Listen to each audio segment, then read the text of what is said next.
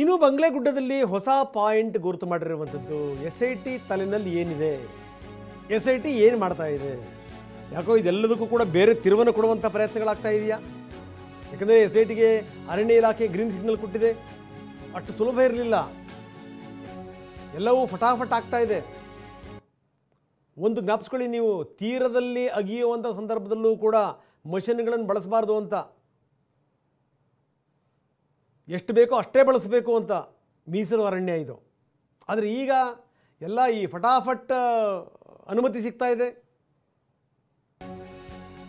ಒಳಗಡೆಗೆ ಡೀಪಾಗಿ ಹೋಗಿ ಅಲ್ಲಿ ಅಗಿಬೇಕು.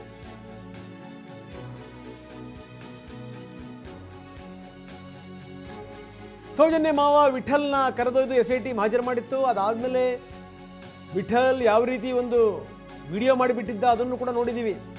ದಯಮಾ ನೇತೃತ್ವದಲ್ಲಿ ಇವತ್ತು ಕಾರ್ಯಾಚರಣೆ ಶುರುವಾಗುತ್ತಾ? ಮೊದಲು ಭೂಮಿ ಅಗಿದೇನೇ ಕಾರ್ಯಾಚರಣೆ. ಈತ ಹೇಳಿದ ಪ್ರಕಾರ ರಾಶಿ ರಾಶಿ ಹೆಣಗಳಲ್ಲಿ ಬಿದ್ದಿವೆ.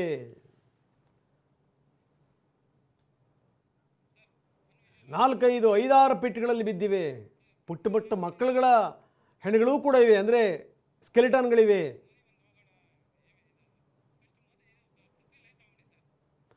ಬನ್ನಿ, ನಮ್ಮ ಪ್ರತಿನಿಧಿ ಪೃಥ್ವಿರಾಜ್ ಈಗ ನಮ್ಮೊಂದಿಗೆ ನೇರ ಸಂಪರ್ಕದಲ್ಲಿದ್ದಾರೆ. ಪೃಥ್ವಿರಾಜ್, ಏನು ನಡೀತಾ ಇದೆ? ಯಾಕೋ ಈ SIT ತೆಗೆದುಕೊತಿರುವಂಥ ನಿರ್ಧಾರಗಳಿದೆಯಲ್ಲ, ಇದು ಇಡೀ ಪ್ರಕರಣಕ್ಕೆ ಹೊಸ ತಿರುವು ಕೊಡುವಂಥ ಪ್ರಯತ್ನಗಳೇನಾದರೂ ಆಗ್ತಾ ಇದೆಯಾ? ಯಾಕಂದರೆ ಎಲ್ಲವೂ ಕೂಡ ಫಟಾಫಟ್ ಆಗ್ತಾ ಇದೆ. ಈಗ ಅರಣ್ಯ ಇಲಾಖೆ ಕೂಡ ಪರ್ಮಿಷನ್ ಕೊಟ್ಟಿದೆ. ಏನು ನಡೀತಾ ಇದೆ ಹಾಗಾದರೆ?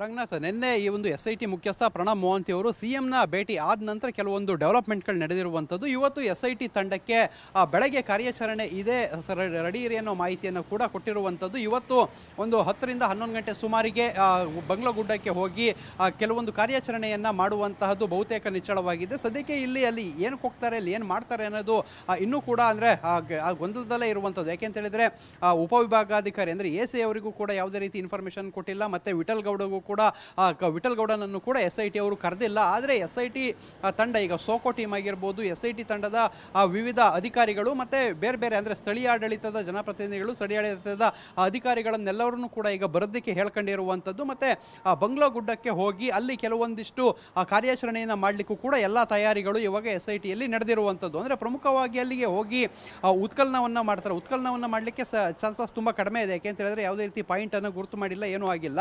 ಸೊ ಅಲ್ಲಿ ವಿಠಲ್ ಗೌಡ ಹೇಳದಂತೆ ಅಲ್ಲಿ ಮೂಳೆಗಳನ್ನು ಹೆಕ್ಕಿ ತರುವಂತಹ ಸಾಧ್ಯತೆಗಳು ಕೂಡ ಇರುವಂಥದ್ದು. ಆದರೆ ವಿಠಲ್ ಗೌಡಗೆ ಇನ್ನೂ ಕೂಡ ಬುಲಾವ್ ಕೊಟ್ಟಿಲ್ಲದೆ ಇರೋದ್ರಿಂದ ಈಗ SITಯ ಮುಂದಿನ ನಡೆ ಅನ್ನೋದನ್ನು ಈಗ ಮುಂದಿನ ಹಂತಗಳಲ್ಲಿ ಕಾದು ನೋಡಬೇಕಾಗಿದೆ. ರಂಗನಾಥ್, ಎಸ್, ಧನ್ಯವಾದ ತಮ್ಮೆಲ್ಲ ಮಾಹಿತಿಗೆ.